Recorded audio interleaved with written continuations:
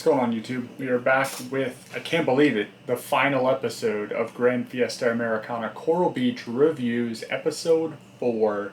We are talking about Isla Mujeres. So, Isla Mujeres is the island that's staying at the Grand Fiesta Americana Coral Beach. You can see across the water. It's about 7 kilometers long from a local who told me while I was on the island. So we're going to cover that island today, the things we saw when we went over there, things you want to do while you're over there or before you get there. We'll go through all those tips as well, because there's a couple that we ran into and didn't realize before we got there. So if you're interested in that, we will get into that right after the bumper.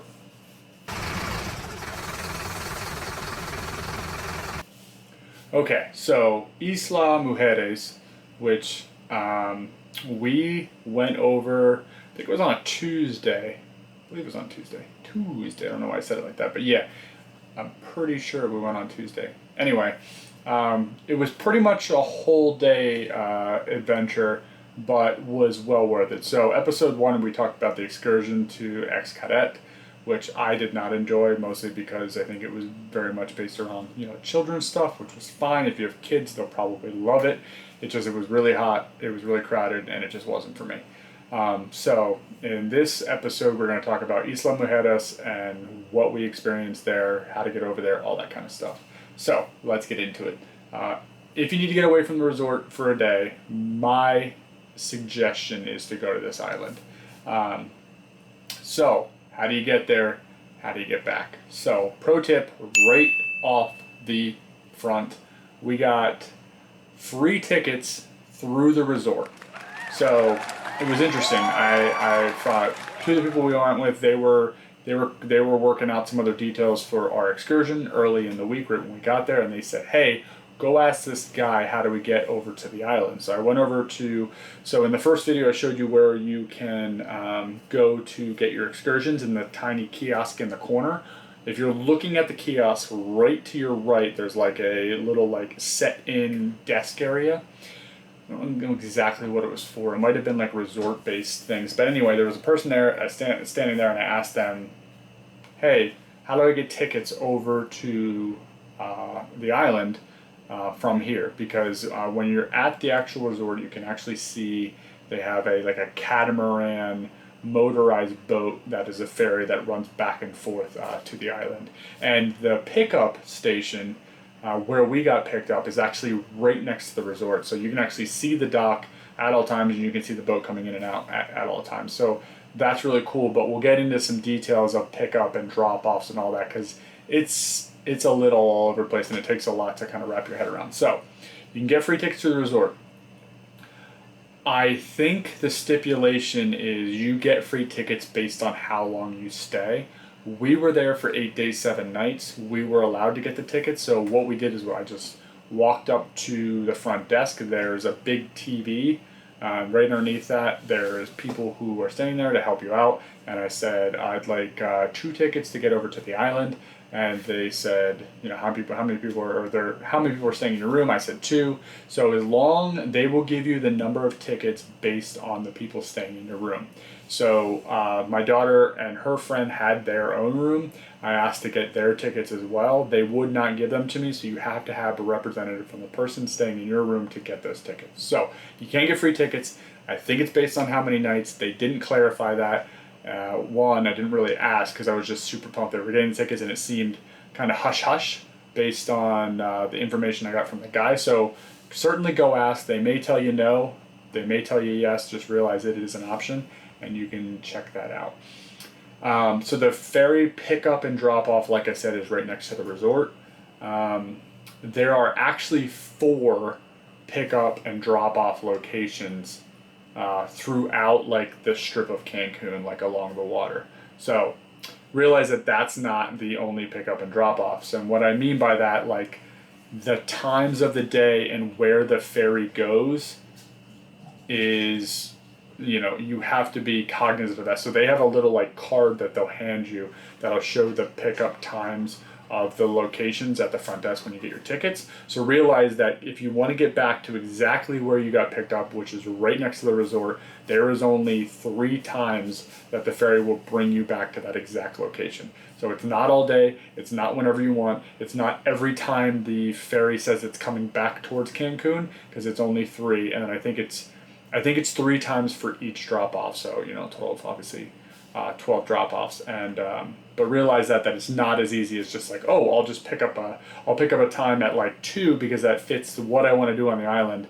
I think the drop off back to our spot was 10:45 a.m., 12:45 p.m., and then 6 p.m. So that gap between 12:45 and 6 is big, and if you're planning on trying to get back for an earlier dinner or whatever else, realize that may not be a possibility. But I'll get into what we did and kind of how we got back to a time frame that we wanted to.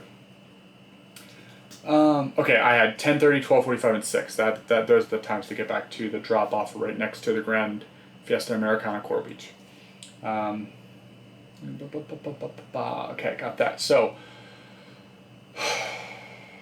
on the island transportation, it's all about golf carts.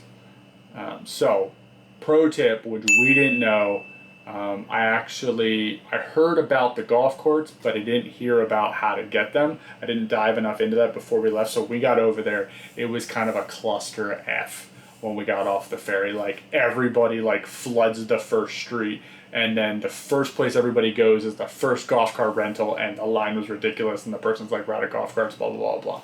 So, pro tip, before you go, you can call over and make reservations to a multitude of golf cart rental places on the island so that your name's on the list. You'll have a golf cart waiting for you. You just have to show up to that place and grab your cart, obviously, as the line moves.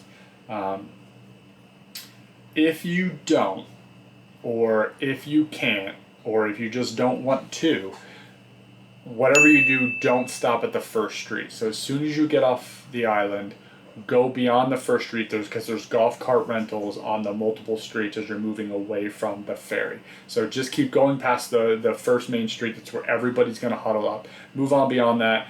Check your phone, or keep walking, through the streets, and you'll find another golf cart rental, because there's plenty. And just go that route. Don't get stuck and get locked in on the first street. Golf carts you can get from one. Okay, so also the reason you want the golf carts is because you can literally go from one end to the island to the other, which is exactly what we did, and we'll get into more of those details. Another thing with the golf cart, we got lucky because we were standing at the first rental place like a bunch of tourists, and this guy came up to me and said, "If you're looking for a golf cart," once again, you guys can probably hear my dog. If you're looking for a golf cart, I said, yeah, and then we were kind of going back and forth. We ended up having to give him money, and he called a place that was right up the street and said, "Do you have golf carts?" Kind of got us an in.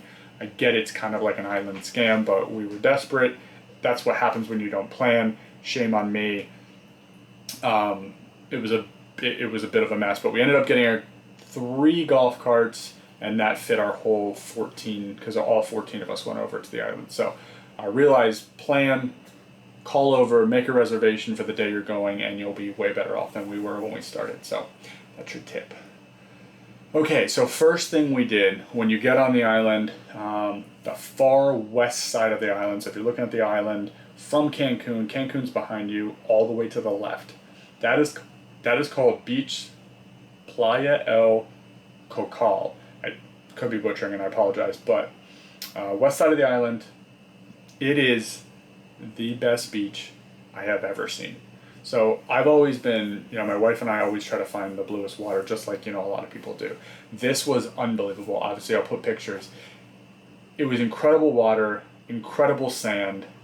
It was beautiful and a great temperature. There was all these boats anchored off, probably 50 to 100 yards off the sand, enough that you can, and the water's calm enough and shallow enough, you could literally walk like right out to the boats. Obviously you wouldn't, because it was somebody's on the boat, but you could hear them playing music. The whole thing was like so surreal with the beauty of what was going on.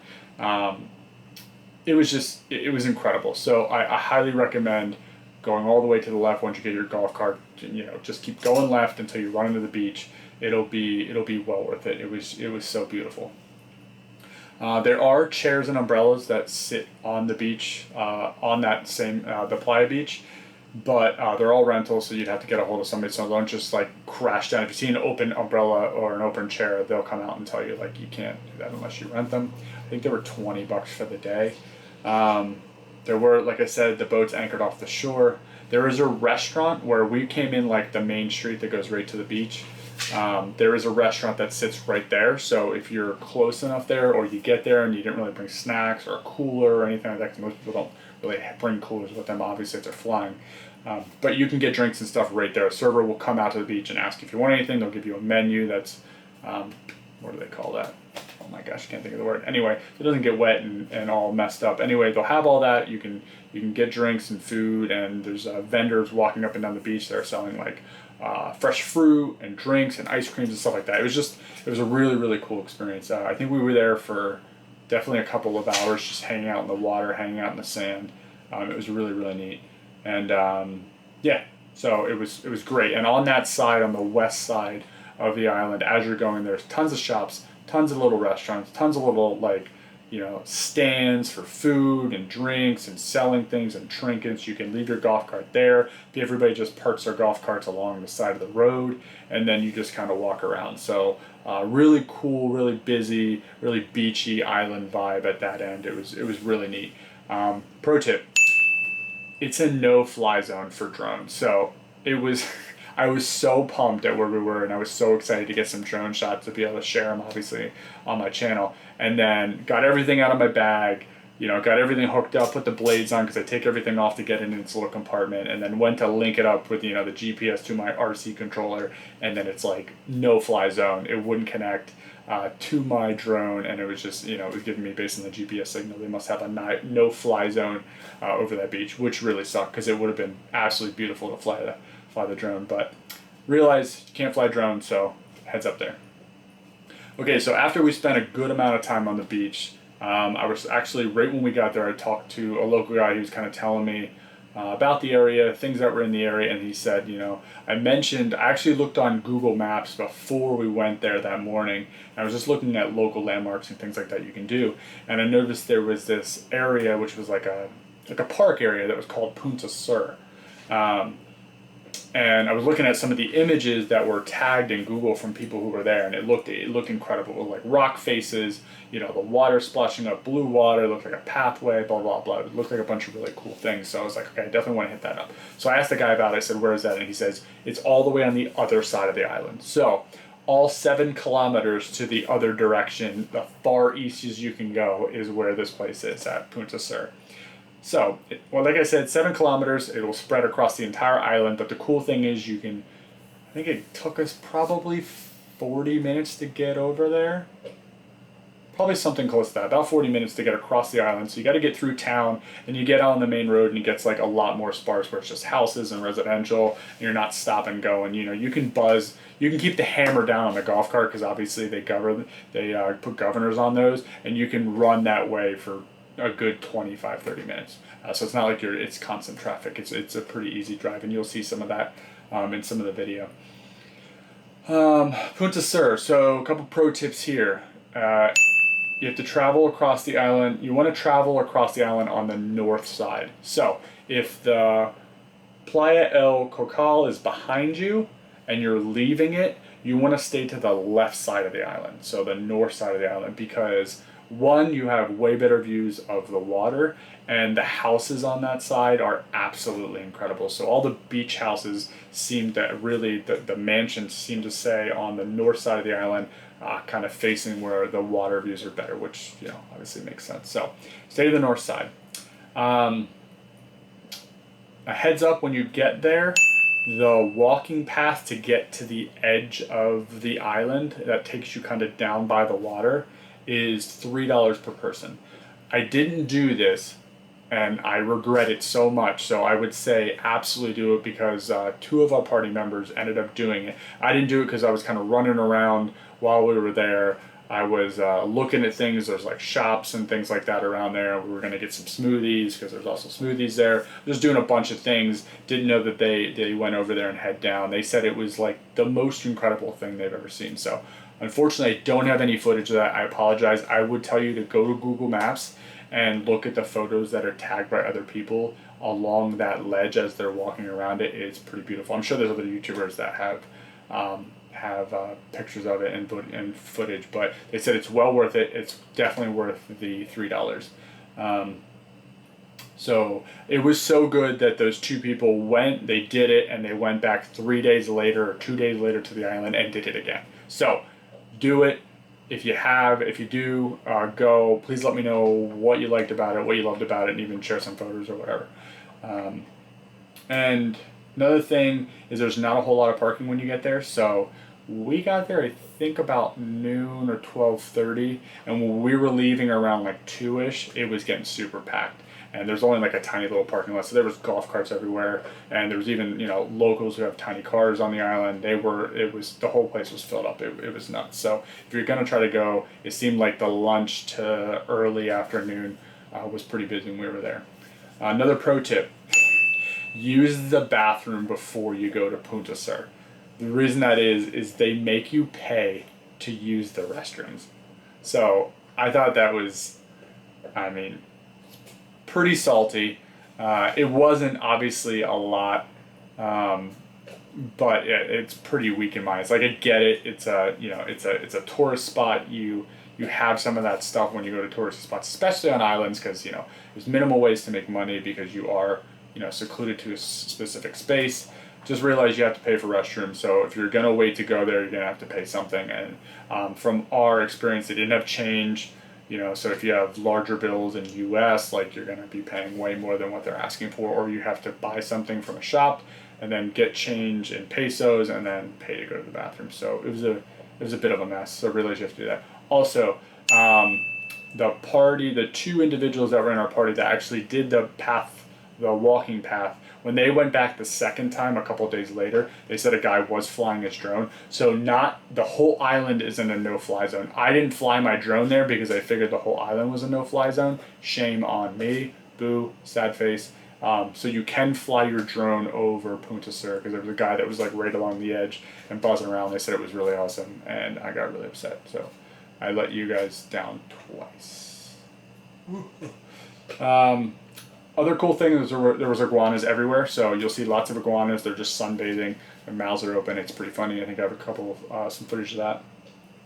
Once again, there's gift shops. There's food. Actually, the food options are kind of cool. There's a bar there that's kind of like right along the edge before you go on the path. There's lots of little small shops with lots of drinks. There's little like hot dog carts full of stuff like churros and things like that. And they do have like a smoothie bar, which was pretty neat. I wouldn't think that they'd have at the end of an island, pretty sophisticated smoothie bar. So lots of cool stuff at Punta Sur, but realize you're going to have to pay for everything. So a little bit of a tourist trap there. But I have footage of driving back from Punta Sur back to take the golf carts back before we ended up leaving. So realize that those are the two major things we did. We didn't do a whole lot of shopping in town because we wanted to get to those two major landmarks before we head back. So when we went back at the ferry kind of station where you get in line to get your tickets or whatever else, we had tickets. So the tickets you get from the resort are both ways. They're round trip for everybody. So you have to make sure you keep your ticket. And realize once again, the return, we returned on the 4:30 boat because we didn't want to wait till 6 p.m. So to do that, we had to return to a stop farther down the strip, because remember, Grand Fiesta Americana is like at the very, very far east end of the Cancun Strip. We were two stops. There was our stop, another stop, and then we were one farther down the Cancun Strip. So we took that back because it was at 4:30. We got back an hour and a half earlier. And then what we did is there's tons of cabs waiting there once you get off the ferry. We jumped in a cab. It took 12-15 minutes to get back to our hotel. They dropped us off. We paid for the taxi, and we were back at the resort. So realize that you can get back really at any of the allotted times, but you may not end back up right next to the resort. You'll have to take a taxi or a cab back to the resort, which should be, you know, the 4 stops are kind of right along the strip. They're not that far apart, but realize it won't be right next to your resort. You won't be walking back to the resort. Yeah, so the only other thing I have is realize that in the ferry station, it's a little crowded, it's a little bit of a mess, and each of the areas, like 1, 2, 3, 4 drop-off stations, have different areas to load on the ferry. So, for instance, we came in on the drop-offs or the pickup station that was right next to our resort. That would have loaded in the middle of the station. Where we left was all the way to the far left of the station. So there's almost like 4 terminals like at an airport. So don't just think you're going to be in, because our party was kind of congregated around the middle terminal, which, like, you know, they had the zigzags back and forth just to keep people in line when they're getting ready.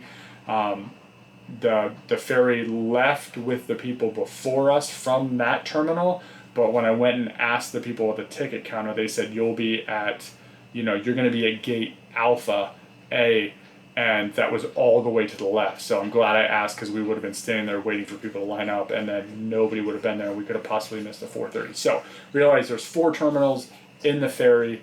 Don't get confused. Make sure you ask a bunch of questions. They have a map there that it'll show you each of the 4 stops along the Cancun Strip, and they'll be, I'm pretty sure they're A, B, C, D, and then that's how the gates are categorized in the station of the ferry. So don't get confused by that. It took me like a couple questions with a couple different people to kind of figure out how the whole thing worked. It's a little confusing, but main takeaways: get off the main street when you get there, reserve your golf cart, go all the way left to the beach, go all the way right to Punta Sur, and everything in between. They have lots of cool stuff. They have a microbrewery over there. They have lots of shopping and food. It was just a really great experience. I think we were there from around 10:30, 10:40 till 4:30 when we got on the boat to come back, and it was excellent. I highly recommend it. 10 out of 10 for me. Anything that went wrong on Isla Mujeres was down to our poor planning, and everybody was super friendly on that, so I highly recommend it. That's it. That's the last review video for Grand Fiesta Americana Coral Beach. Thank you everybody for the comments so far. Thank you everybody for the likes so far on the first 3 videos. This is the last one, and we had on vacation. My puppy's licking my leg. We had on vacation in September again, and I'll be doing a review video down there. So I'll have some other content, I'm sure, in between, but we will catch you on the next one. Thanks.